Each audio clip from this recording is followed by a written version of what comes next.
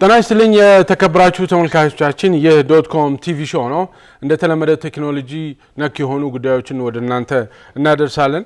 በዛሬው ፕሮግራማችን ከዚህ በፊት ታስታውሱ እንደሆነ የዓለም አቀፉ የጠፈር ጣቢያ እንዴት እንደተገነባ በዝርዝር አውርቻችሁ ነበር ታስታውሱ እንደሆነ። ነገር ግን ከሱ ጋር በተያያዘ አስትሮናውቶች ወይም የጠፈር ተመራማሪዎች ጠፈር ላይ ወይም ደግሞ ስፔስ ላይ ቅድም ያልኳችሁ ኢንተርናሽናል ስፔስ ስቴሽን ላይ ይቆያሉ። የተለያዩ ስራዎችን ይሰራሉ። የሚሰሩትን ስራዎች አንዳንዶቹን አነሳላችኋለሁ። ነገር ግን በአንድ ጊዜ 7 የሚሆኑ የጠፈር ተመራማሪዎች እዛ ስፔስ ላይ ይቆያሉ። በሚቆዩበት ጊዜ እንዴት ነው የአንድ ቀን ውሏቸው ምን ይመስላል የሚለውን ብናይ በጣም ኢንትረስቲንግ ይመስለኛል። ምክንያቱም እዚህ ምድር ላይ በቀላሉ የምናደርጋቸው ለሰከንድ እንኳን ሳናስበው የምናደርጋቸው የተለያዩ ድርጊቶች አሉ። ለምሳሌ መተኛት፣ ወደ አልጋ ሄዶ መተኛት ወይም መብላት ሊሆን ይችላል፣ ወይም ደግሞ ውሃ ሽንት ቤት መጠቀም።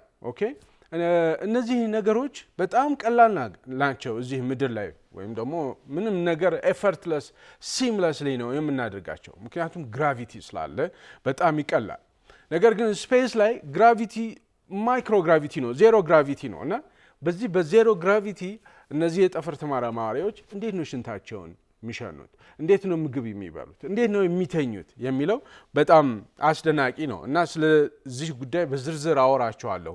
የአንድ ቀን ውሏቸው ምን ይመስላል የጠፈር ተመራማሪዎች በጠፈር ላይ በሚል በዝርዝር አወራቸዋለሁ። እንደዚሁም ደግሞ አስትሮናውቶች የሚባሉት የጠፈር ተመራማሪ የሚባሉት ምን አይነት ባለሙያዎች ናቸው? ባለፈው ሰሞን አይታቸዋል እነ ሱኒታ ዊሊያምስ፣ ቡች ዊልሞር ወዘተ ብዙ ጊዜ ቆይተው ከስፔስ ተመለሱ ወዘተ አይታቸዋል። ኦኬ እነዚህ ሰዎች በጣም ስፔሻል ባለሙያዎች ናቸው።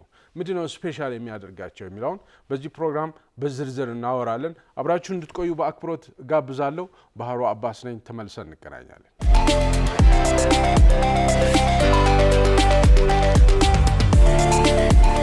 ተመልሰናል። የተከበራችሁ ተመልካቾቻችን መግቢያ ላይ እንደገለጽኩላችሁ ዛሬ ጠፈር ጣቢያ ላይ ወይም ስፔስ ስቴሽን ላይ ኢንተርናሽናል ስፔስ ስቴሽን የሚባለው ላይ አስትሮናውቶች ወይም ጠፈር ተመራማሪዎች ይኖራሉ። በአንድ ጊዜ 7 ይኖራሉ። ኦኬ እነዚህ 7 የጠፈር ተመራማሪዎች የአንድ ቀን ውሏቸው በጠፈር ምን ይመስላል የሚል ነው የማወራችሁ። እንግዲህ ኢንተርናሽናል ስፔስ ስቴሽን በ400 ኪሎ ሜትር ከመሬት በ400 ኪሎ ሜትር አልቲቲዩድ ላይ ያለ ነገር ነው ማለት ጠፈር ላይ ያለ ነገር ነው። ኦኬ እና 28000 ኪሎ ሜትር በሰዓት ይበራል። መሬትን ኦርቢት ያደርጋል 28000 ኪሎ ሜትር በሰዓት። ኦኬ ያ ማለት በየአንዳንዱ 1 ሰዓት ተኩል ውስጥ መሬትን አንድ ጊዜ ይዞራታል ማለት በ72 ደቂቃ ውስጥ አንድ ጊዜ መሬትን ይዞራል ማለት ነው። ያ ማለት በ24 ሰዓት ውስጥ ኦኬ በ24 ሰዓት ውስጥ 16 ጊዜ መሬትን ይዞራታል። 16 ጊዜ መሬትን መዞር ብቻ ሳይሆን 16 ጊዜ ፀሐይ ትጠልቃለች፣ 16 ጊዜ ፀሐይ ትወጣለች ማለት ነው። ኦኬ ያ ኢንቫይሮንመንት ነው። ይሄ የሚሆንበት ምክንያት ምንድነው? ከዚህ በፊት ነግሬያቸዋለሁ። ማይክሮግራቪቲ ይፈጥራል። ኦኬ ወደ ጠፈር ጣቢያው ወደ መሬት በስበት ኃይል ተጎትቶ እንዳይወርድ በኃይል መሽከርከር አለበት። ሶ ግራቪቲው ዜሮ ይሆናል ኤንድ ማይክሮግራቪቲ ኢንቫይሮንመንት ይሆናል። ለምንድነው በመሰረቱ የጠፈር ጣቢያ ውስጥ እነዛ የጠፈር ተመራማሪዎች የሚቆዩት በሚለው እንነሳስ። ምንድነው የሚሰሩት እዛ? ምንድነው ተልእኳቸው? እዛ በጣም ፋሲኔቲንግ የሆኑ ኤክስፐሪመንቶች ይሰራሉ። በአንድ ጊዜ አት ታይም 7 የሚሆኑ አስትሮናውቶች እዛ ስፔስ ስቴሽን ላይ ይቆያሉ ኤንድ በጣም ፋሲኔቲንግ የሆኑ ኤክስፐሪመንቶች ይሰራሉ። አንደኛው ካንሰር ላይ ከፍተኛ ጥናት ያደርጋሉ። ሁለተኛ ስፔስ አርኪኦሎጂ ላይ ከፍተኛ የሆነ ጥናት ያደርጋሉ። ሶስተኛ ኳንተም ሴንሰርስ የሚባሉ አሉ። ናሳ ኮልድ አተም ላብ የሚባል አለ። በኳንተም ሴንሰሮች የግራቪቲን ሜዥር ያደርጋሉ። ሌሎች ኃይሎችን በጣም ሃይ ፕሪሲሽን ሜዥር ለማድረግ ይሞክራሉ። የተለያዩ አርቲፊሻል ኦርጋኖች ሰው ሰራሽ የሆኑ የሰውነት አካሎችን ዴቨሎፕ የሚያደርጉት እዛ ነው። የተለያዩ ቴክኖሎጂዎች ዴቨሎፕ የሚደረጉት እዛ ነው። ቴስት የሚደረጉት እዛ ነው። ሮቦቲክስ ወዘተ። ኦኬ ሶ በጣም ከፍተኛ የሆነ ሳይንቲፊክ ሪሰርች የሚሰራበት አካባቢ ነው እዛ ስፔስ ስቴሽን። ጠፈርተኞችም እዛ የሚሄዱበት ምክንያት በዛ ምክንያት ነው። ለምንድን ነው መሬት ላይ የሚያደርጉት? ኦኬ ትልቁ ጥያቄ ይሄ ነው። ምንድነው እዛ ጠፈር ላይ ተንጠልጥሎ ሳይንቲፊክ ሪሰርች ማድረግ ትርጉሙ ምንድን ነው? እዚህ መሬት ላይ ሳይንቲፊክ ሪሰርች ማድረግ አይሻልም ወይ የሚል ጥያቄ አለ። አይ ቲንክ ዘ ቤስት ጥያቄ ይሄ ነው የሚሆነው። ማይክሮግራቪቲ ነው መልሱ። ማይክሮግራቪቲ ነው። ማይክሮግራቪቲ ማለት እዛ ጋር ዜሮ ግራቪቲ ነው። ዜሮ ግራቪቲ እና እዚህ መሬት ላይ በጣም ኃይለኛ የስበት ኃይል ባለበት ሁኔታ ሳይንቲፊክ ሪሰርች መስራት ወይም ጥናትና ምርምር ማድረግ ሁለቱ በጣም የተለያዩ ናቸው። ዜሮ ግራቪቲ ላይ ጥናትና ምርምር ማድረግ ከፍተኛ አድቫንቴጅ አለው። ለምሳሌ ሴሎች የባዮሎጂካሊ ሴሎች ሂውማን ሴልን በሉት ዋትኤቨር ሴሎች እዚህ በግራቪቲ ቢሄቭ የሚያደርጉበት መንገድ እና ማይክሮግራቪቲ ላይ ቢሄቭ የሚያደርጉት በተለየ መልኩ ነው። ስለዚህ ያ ማይክሮግራቪቲ ወይም ዜሮ ግራቪቲ ለሪሰርች በጣም ጠቃሚ ስለሆነ ለሪሰርች በጣም ምቹ የሆነ ኤንቫይሮንመንት ስለሆነ ነው። ለምሳሌ ለጤፍ የሚመች መሬት አለ አይደል? ለበቆሎ የሚመች መሬት አለ፣ ለአተር የሚመች መሬት አለ። ልክ እንደዛው ለጥናትና ምርምር የሰው ልጅ ለሚያደርጋቸው ጥናትና ምርምሮች በጣም ምቹ ኤንቫይሮንመንት ጠፈር ነው ወይም ማይክሮግራቪቲ ነው ማለት ነው። ኦኬ ሶ አስትሮናውቶች በአንድ ጊዜ አተታይ ምን ያህል ጊዜ ነው የሚቆዩት? ኦኬ ምን ያህል ጊዜ ነው የሚቆዩት? ናሳ ስታንዳርድ አለው። ስታንዳርዱ 180 ቀናት እንዲቆዩ ነው። እዛ ስፔስ ስቴሽን ላይ 180 ቀናት እንዲቆዩ ነው። ኦኬ ወይም ደግሞ 6 ወራት ያህል እንዲቆዩ ነው። አንዳንድ ጊዜ ኤክስቴንድድ ሚሽንስ የሚባሉ አሉ። ከ9 እስከ 12 ወራት የሚቆዩበት ሁኔታ ይፈጠራል የጠፈር ተመራማሪዎች። ኦኬ ይሄ በጣም ሬር ነው። አልፎ አልፎ ካልሆነ በስተቀር ያን ያህል አይቆዩም። 6 ወር ሲሞላቸው ሮቴት ያደርጋሉ። በ6 ወር ስራው ያልቃል ማለት አይደል። እነዛ የነበሩት ጠፈር ተመራማሪዎች ይወርዱና ሌሎች ጠፈር ተመራማሪዎች ደግሞ ይተካሉ ማለት በሺፍት ይሰራል ማለት። ኤኒዌይ ስታንዳርዱ 6 ወራት ነው ወይም 180 ቀናት ናቸው። ለምንድን ነው ከ180 ቀናት በላይ ወይም ደግሞ ከ6 ወራት በላይ የጠፈር ተመራማሪዎች እዛ ስፔስ ስቴሽን ላይ መቆየት ለምንድን ነው ናሳ ስታንዳርድ ያደረጉ? በ6 ወር ብቻ ለምን ገደበው ብትሉ በጣም ብዙ ችግሮች በሰው ልጅ ላይ ሊደርስ ይችላል። ሂዩማን ባዮሎጂ ሊሚቴሽንስ አሉት። በቃ የሰው ልጅ ባዮሎጂ ይሄ የምታዩት ስጋ ጠፈር ላይ ሰርቫይቭ የማድረግ አቅሙ እያነሰ እየደከመ ይሄዳል። ሁለተኛ የራዲዬሽን ዶዝ አለው። የብርሃን የፀሐይ ብርሃን ኤክስፖዠር አለ። ከፍተኛ የሆነ ሰንላይት አለ። በጣም ኢንቴንስ የሆነ የፀሐይ ብርሃን አለ። ሶ ያንን ኢንቴንስ የሆነ ፀሐይ ብርሃን በጣም ፕሮሎንግድ ለሆነ ጊዜ ከተጋለጣችሁ ለካንሰር ይጋልጣል። ስለዚህ እንደዚህ አይነት ሂዩማን የባዮሎጂ ሊሚቴሽንስ አሉት።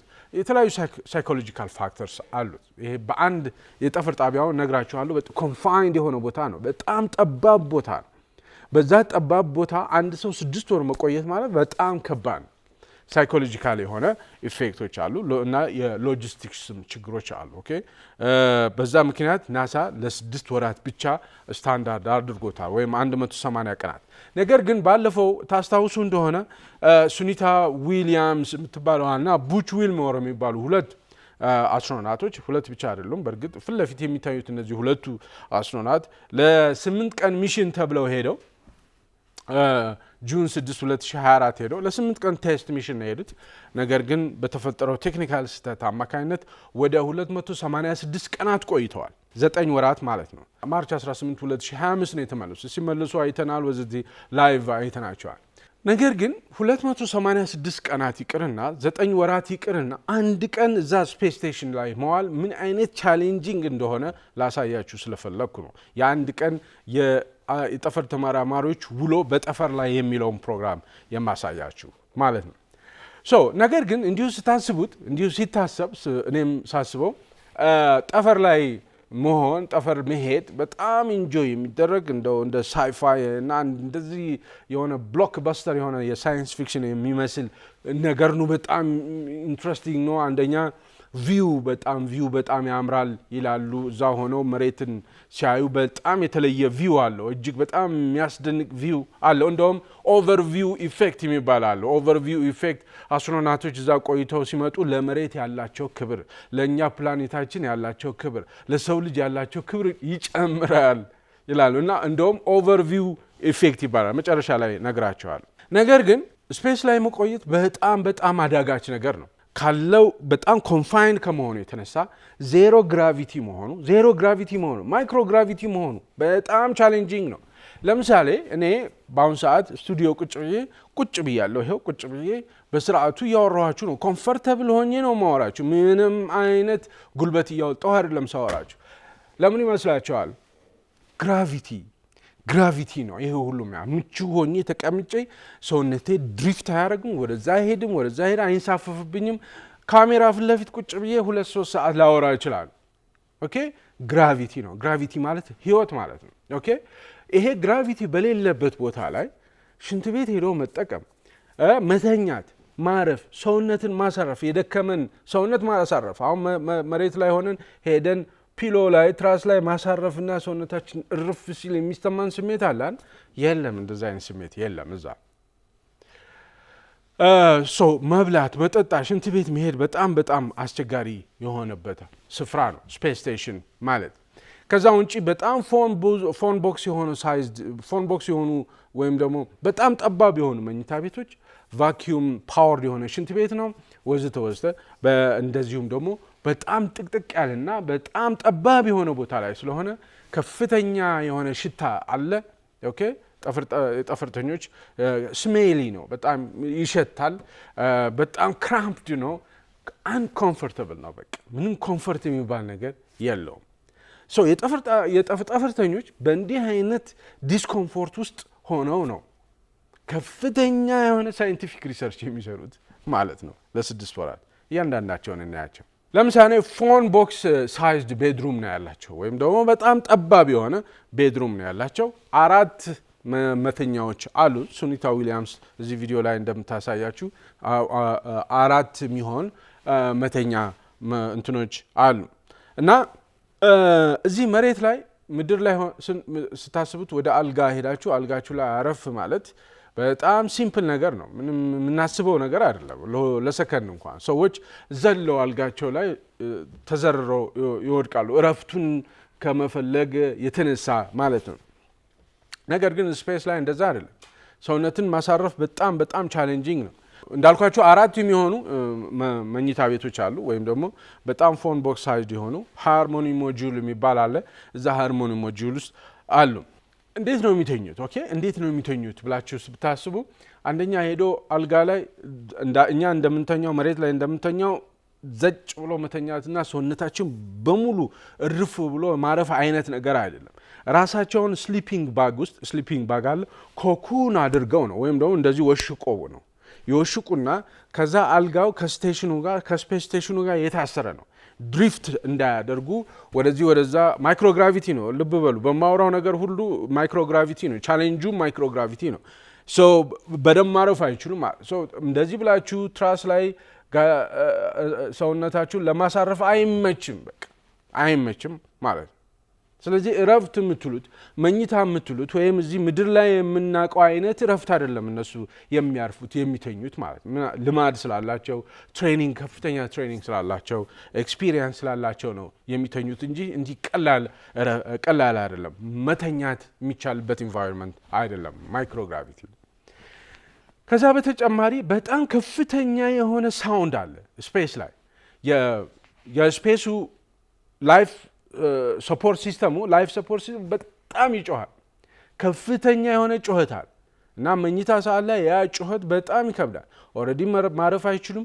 ከዛም ባለፈ እጅግ በጣም ከፍተኛ የሆነ ጩኸት የማሽን ጩኸቶች አሉ ላይፍ ሰፖርት ሲስተም ማለት የስፔስ ስቴሽኑ ላይፍ ሰፖርት ሲስተም ማለት በአጠቃላይ የመሬትን ኢንቫይሮንመንት ሚሚክ የሚያደርግ ማለት ነው በስርዓቱ ብሪዝ ማድረግ እንድትችሉ ኦኬ ካርቦን ዳይኦክሳይዱ እዚሁ ተኮሮፍፎ መጥቶ እንዳያፍናችሁ ቬንቲሌት ማድረግ ውሃ ሽንትን ወደ ውሃ የሚቀይር እንደዚህ ናቸው ላይፍ ሰፖርት ሲስተም ይባላል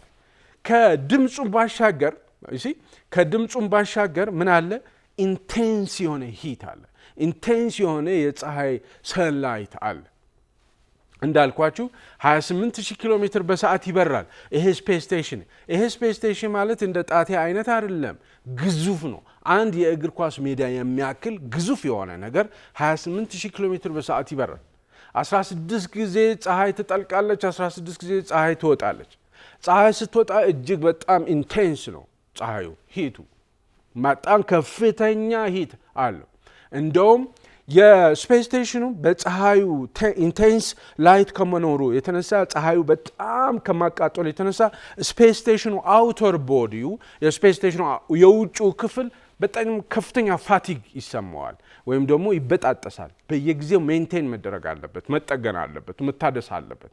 ማን የሚያድሰው ይመስላችኋል? እነዚሁ ሳይንቲፊክ ሪሰርች የሚሰሩት ባለሙያዎች የጠፈር ተመራማሪዎች ወጥተው ያድሱታል። ኦኬ የተለያየ ሙያ ያላቸው በጣም ስፔሻል የሆኑ ሰዎች ናቸው የጠፈር ተመራማሪዎች። ኤኒዌይ በጣም ኢንቴንስ ላይት አለ፣ በጣም ከፍተኛ ጩኸት አለ። እንደገና ደግሞ በአግባቡ ማረፍ አይቻልም። ሰው በዚህ አይነት መልኩ ነው ለመተኛት የሚሞክሩት። አይናቸው ላይ ማስክ ያደርጋሉ፣ ጆሮአቸው ላይ ኢር ፕላግ ያደርጋሉ። ኦኬ ድምፁን እንትን ለማለት በዚህ አይነት መልኩ ትንሽ ሸት አይ ለማግኘት ወይም ለመተኛት ይሞክራሉ። ሌላው በጣም ማይክሮግራቪቲ ስለሆነ ስንተኛ እንግዲህ ስንተኛም ሳይሆን ሳንተኛም እንተነፍሳለን። ስንተነፍስ ካርቦን ዳይኦክሳይድ ነው የምንተነፍስ። እዛ ደግሞ ማይክሮግራቪቲ ስለሆነ ካርቦን ዳይኦክሳይድ ሌቭሉ ከፍተኛ ነው።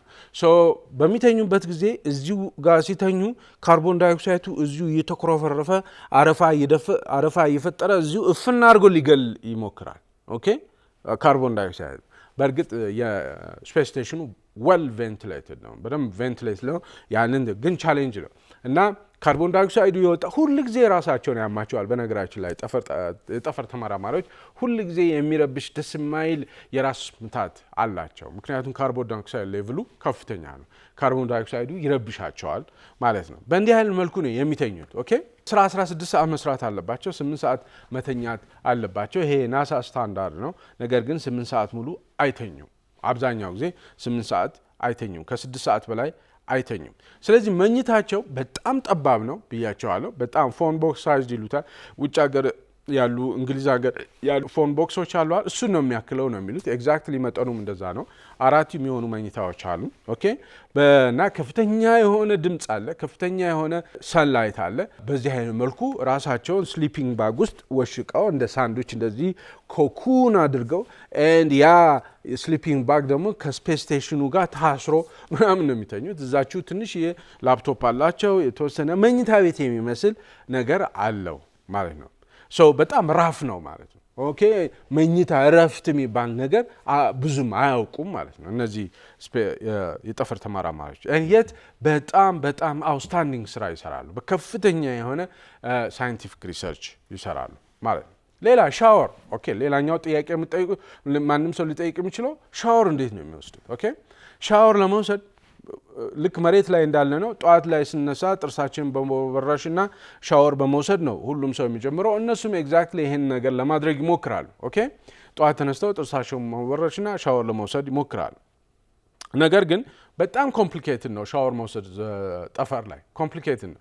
ምክንያቱም ውሃ በሚፈስበት ጊዜ መሬት ላይ ሻወር ስንወስድ ፏ ብሎ ውሃ ይወርዳል። ጠፈር ላይ እንደዛ ውሃ ፏ ብሎ ሊወርድ አይችልም። ምክንያቱም የውሃ ሰርፌሱ ቴንሽን በመፍጠር በብል ይፈጥራል። ዜሮ ግራቪቲ ስለሆነ በብል ይፈጥራል። አረፋ እየፈጠረ ትልልቅ ኳስ እየፈጠረ እየሄደ ያገኘው ነገር ላይ ስቲክ ያደርጋል፣ ያገኘው ነገር ላይ ይጣበቃል። ኦኬ ጠፈር ጣቢያው ደግሞ ሙሉ ለሙሉ ኤሌክትሮኒክስ ነው። ውስጡ እንደምታዩት ቪዲዮ ላይ ኤሌክትሮኒክስ ነው። በጣም ኢምፖርታንት ኤሌክትሮኒክስ ነው። ከፍተኛ ወጪ የወጣበት ፕሮጀክት ነው። $160 ቢሊዮን የወጣበት ነው። በየአመቱ $3 ቢሊዮን ያክል ለሜንተናንስ፣ ለተለያዩ ነገሮች፣ ለጥናት፣ ለአስትሮናቶች ደሞዝ ወዘተ የሚወጣ ነገር ነው። በጣም ያ ሪሶርስ በጣም ጠቃሚ ነው ማለት እና ውሃ እንደዚህ ኳስ እያከለ እየሄደ ያገኘው ኤሌክትሮኒክስ ላይ ሲጣበቅ ኤሌክትሮኒክሶችን ያበላሻል።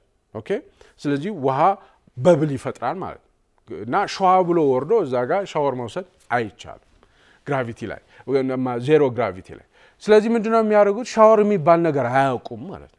ኦኬ ፎጣ አለ፣ ፎጣውን በውሃ ያረጥባሉ፣ ሰውነታቸውን ይጠራርጋሉ፣ ሌላ ደረቅ ፎጣ ያመጣሉ፣ በደረቅ ፎጣ ያደራርቃሉ። ዳትስ ኢት። ይሄ ነው ሻወር። ለነሱ ሌላ ሻወር የሚባል ነገር የለም።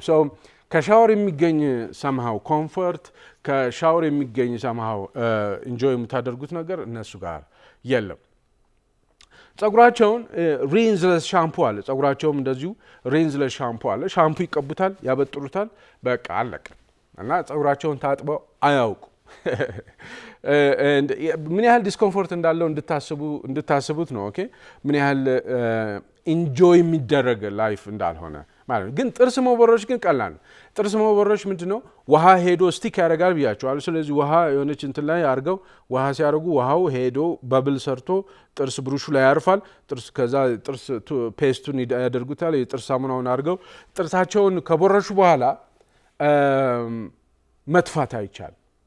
ኦኬ ጥርስ ፔስቱን መጥፋት አይችሉም። አንዳንድ ጊዜ ወረቀት ላይ ሊተፉ ይሞክራሉ። አብዛኛው ጊዜ ይውጡታል። ኦኬ ጠዋት ጥርሳቸውን ከአጸዱ በኋላ ይውጡታል። ኦኬ ምክንያቱም ቅድም እንዳልኳቸው ቢተፉት ሄዶ ኤሌክትሮኒክሶች ጋር ነው የሚጣበቀው ውሃው በብል እየሰራ ኳስ እያከለ። ኦኬ ስለዚህ ይውጡታል ማለት አብዛኛው ጊዜ ይውጡታል። ሌላኛው ልታነሱት የምትችሉት ቫኪዩም ፓወር የሆነ ቶይሌት ነው የሚጠቀሙት። ቶይሌት እንዴት ነው የሚጠቀሙት? ሽንት ቤት እንዴት ነው የሚጠቀሙት?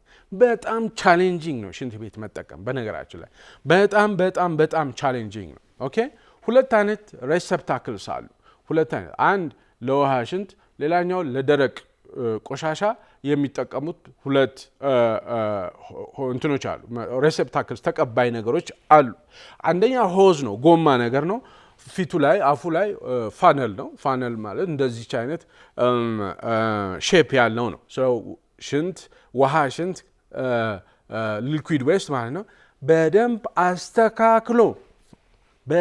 አስተካክሎ ነው እዛች ላይ ሆዙ ላይ ማስገባት ያለበት። ምክንያቱም ትንሽ ካመለጠው ሰውየው ትንሽ ካመለጠው ሙሉን ውሃው ድሪፍት አድርጎ ሄዶ እንትኑ ሊኩዊዱ እንዳልኳችሁ ቅድም እንትኑን ያበላሻል።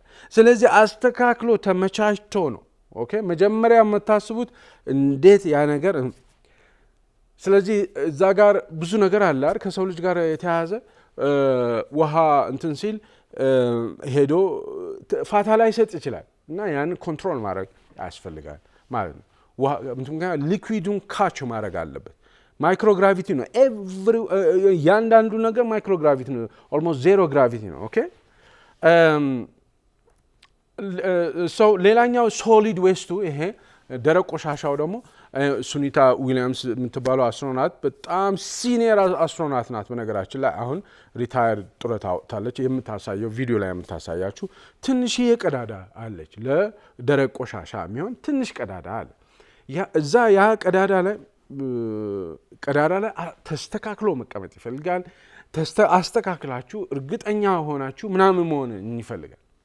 አለበለዚያ ቆሻሻ ካመለጠ ማይክሮግራቪቲ ላይ ካመለጠ ብዙ ነገሮችን ስለሚያበላሽ ለዛ ነው ስሜሊ ነው።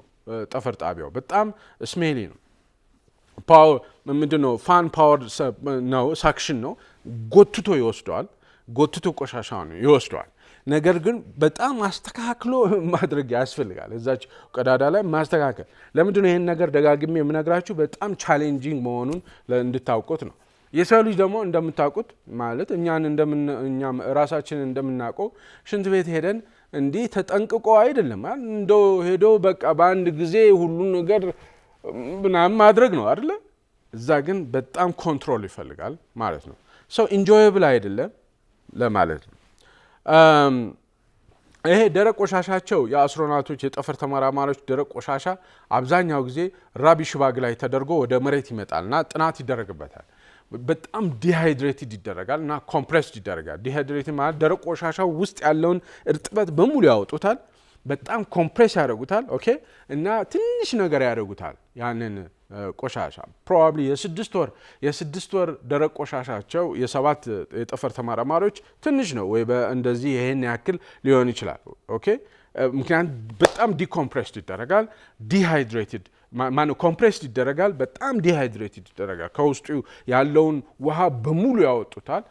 አንዳንድ ጊዜ ለጥናት ብለው ያመጡታል። አንዳንድ ጊዜ ግን እዛው አትሞስፌር ላይ በርን ያደርጉታል፣ ያቃጥሉታል።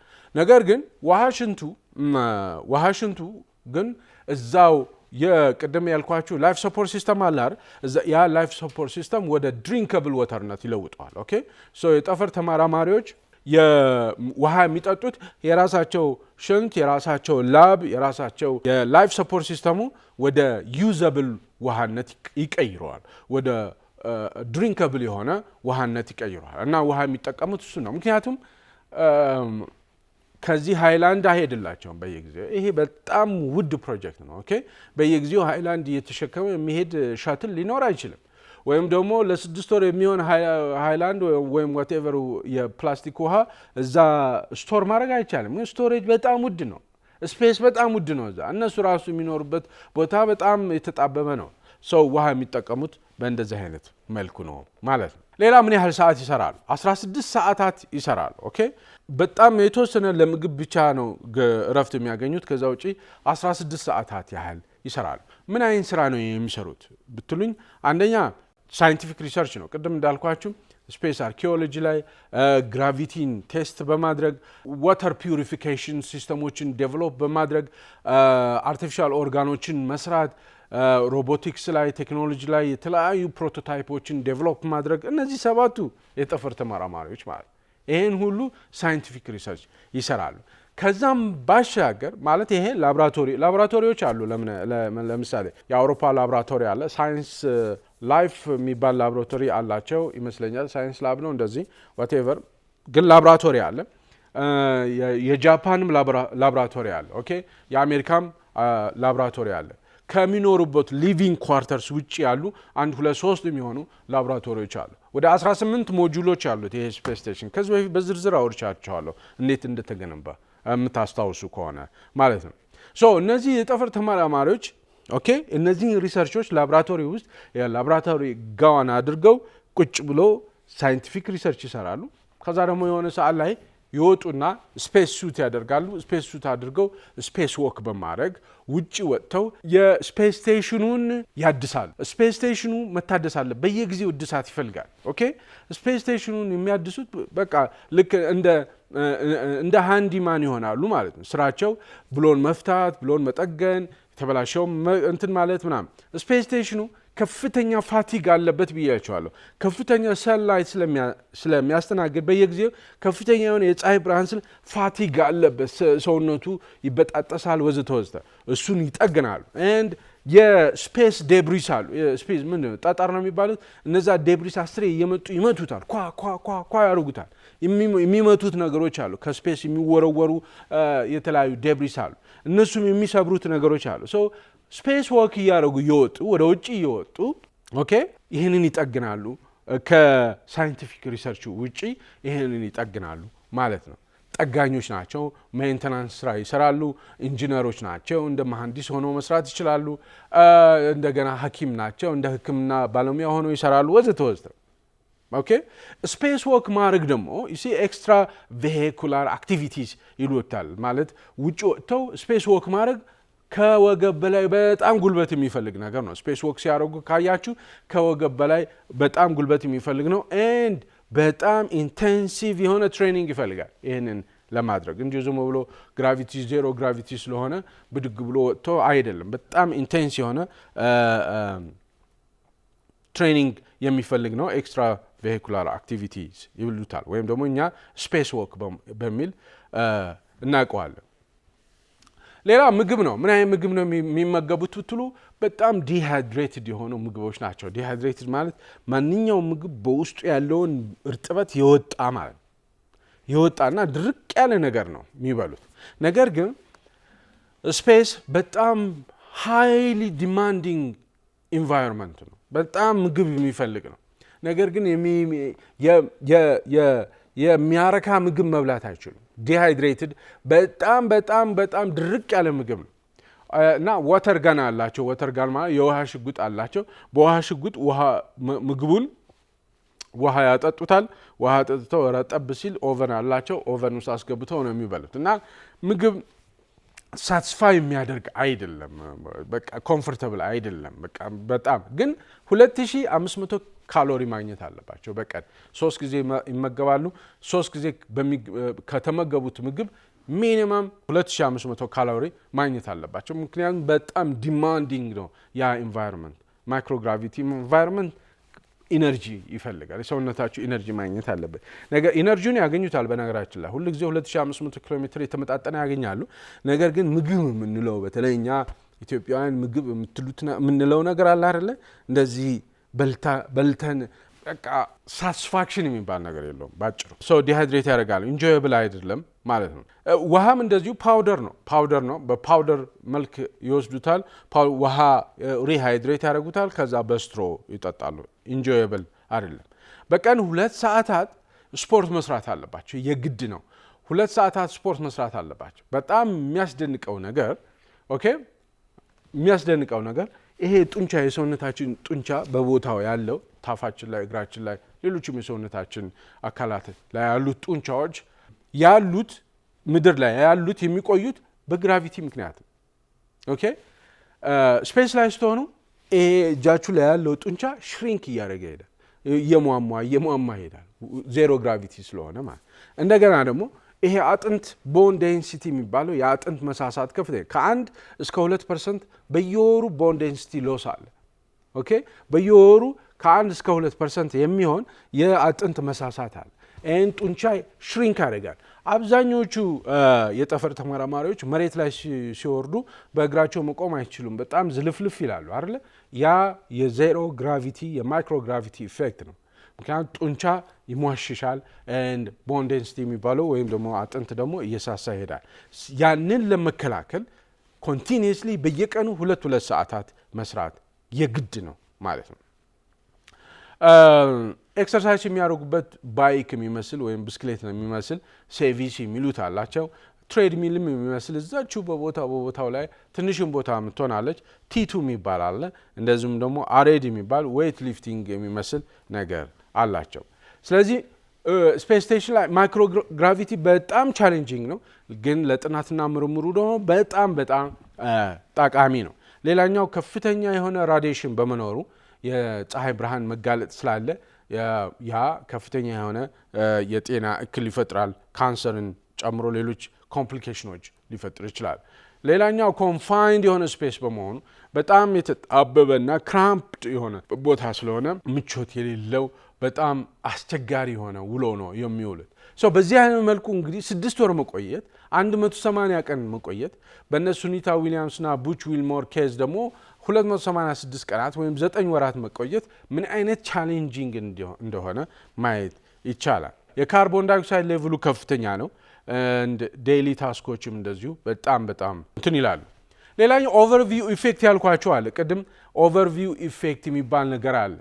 አስትሮናቶች የጠፈር ተመራማሪዎች ወደ ምድር ሲመጡ ለሂዩማኒቲ ለፕላኔታችን ያላቸው ነገር ስሜት በጣም የተለየ ይሆናል። እንግዲህ ይሄ እንደ ኦቨርቪው ኢፌክት ይባላል። ስፔስ ላይ በጣም የቆየ ሰው ኦቨርቪው ኢፌክት ገጠመው በጣም ሃምብል ይሆናሉ ማለት ነው። ወይም ደግሞ በጣም የተለየ ስሜት ይኖራቸዋል ለፕላኔታችን ለሂዩማኒቲ። እንደዚሁም ደግሞ ሂዩማኒቲ የሚባለው ነገር እቺ ፕላኔታችን ምን ያህል ፍራጃይል እንደሆኑ በጣም ፊል የሚያደርጉበት ስሜት ነው ኦቨርቪው ኢፌክት የሚባለው። ኦኬ ይህን ይመስላል የአንድ ቀን ውሏቸው። በጣም ቻሌንጂንግ ነው፣ በጣም ታፍ ነው ማለት ነው። አሁን ሱኒታ ዊሊያምስ ስታዩት እችን ነው የምታክለው። እንዳያቸዋት በጣም ሲኒየር በጣም ሪስፔክትድ የሆነች የጠፈር ተመራማሪ ናት። ነገር ግን ከማናችንም የበለጠ በጣም አደገኛ አስቸጋሪ የሆኑ ቦታዎች ላይ ሰርቫይቭ ማድረግ የምትችል ሰው ናት። በዛ ትሬን የተደረገች ረጅም ዓመት የቆየ ልምድ ያላት ናት። አስትሮናቶች በጣም የተለዩ ባለሙያዎች ናቸው። በጣም ኢንክሬዲብል የሆነ ሙያ ያላቸው ኢንክሬዲብል የሆኑ ሰዎች ናቸው። ልጆቻችሁ አስትሮናት እንዲሆኑ ብትገፋፏቸው አይ ቲንክ የምትሳሳቱ አይመስለኝም። ምንድነው ስፔሻል የሚያደርጋቸው? አንዳንድ ነገሮች እናንሳ። ስፔሻል የሚያደርጋቸው ምንድን ነው? በጣም የተለየ ዩኒክ የሆኑ ኮምቢኔሽንስ ኦፍ ስኪልስ አቢሊቲስ እና የተለያዩ ኳሊቲ ያላቸው ባለሙያዎች ናቸው።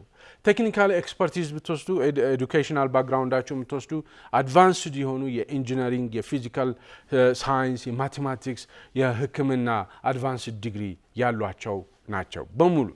እንደዚሁም ደግሞ በጣም ስፔሻላይዝድ የሆኑ ትሬኒንጎች የሚሰጡ ፐርሰናላይዝድ የሆኑ ትሬኒንጎች የወሰዱ ናቸው። ስፔስ ክራፍት ሲስተምን በደንብ የሚያውቁ ናቸው። ሮቦቲክስ በደንብ የሚያውቁ ናቸው። ሮቦቲክስ የሚባለው ነገር በሙሉ ሮቦቲክስ በጣም ትልቅ ዘርፍ ነው። እሱን በደንብ የሚያውቁ ናቸው። ናቪጌሽን ማለት ምን ማለት እንደሆነ አንደርስታንድ የሚያደርጉ ናቸው። አንድ ኮሎኔል ወይም አንድ ጄኔራል ከሚያውቀው በላይ ናቪጌሽን የሚያውቁ ናቸው። ከፍተኛ የሆነ ሳይንቲፊክ ሪሰርች ላይ ኢንጌጅ መሆን የሚችሉ ባለሙያዎች ናቸው። ፕሮብሌም ሶልቪንግ አቅማቸው ችግሮችን በጣም ዲማንዲንግ በሆነ በጣም ፕሬሸር ባለበት በጣም ከፍተኛ የሆነ ውጥረትና ጭንቀት ባለበት ሁኔታ ውስጥ ከፍተኛ የሆነ የፕሮብሌም ሶልቪንግ አቅም ያዳበሩ የተማሩ ናቸው። ማንኛውም አይነት ኮምፕሌክስ ሲስተሞችን ትራብል ሹት ማድረግ የሚችሉ ናቸው።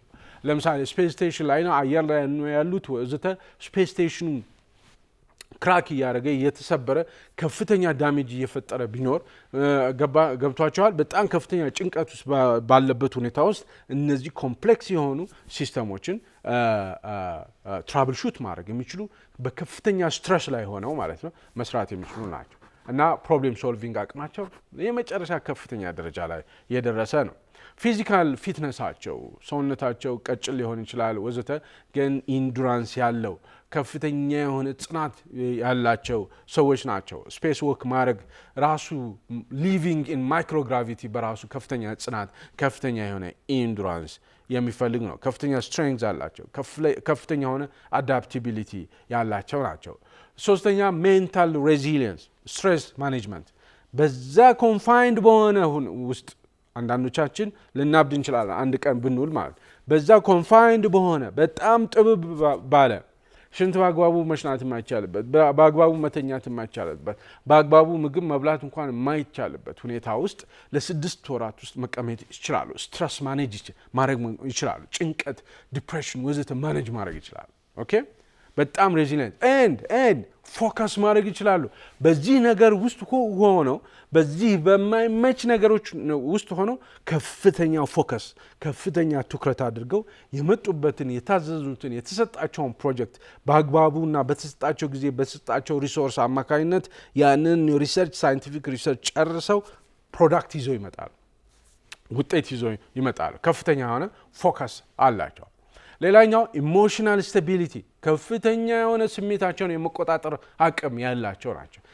በተለየ መልኩ ትሬን የተደረጉ ናቸው። ሶ ኢሞሽናቸውን ይቆጣጠራሉ፣ ስሜታቸውን ይቆጣጠራሉ፣ ብስጭታቸውን ይቆጣጠራሉ፣ ደስታቸውን ይቆጣጠራሉ። ኦኬ እና ከፍተኛ የሆነ ኢሞሽናል ስታቢሊቲ ያላቸው። ሶፍት ስኪል ቲም ወርክ በቲም መስራት።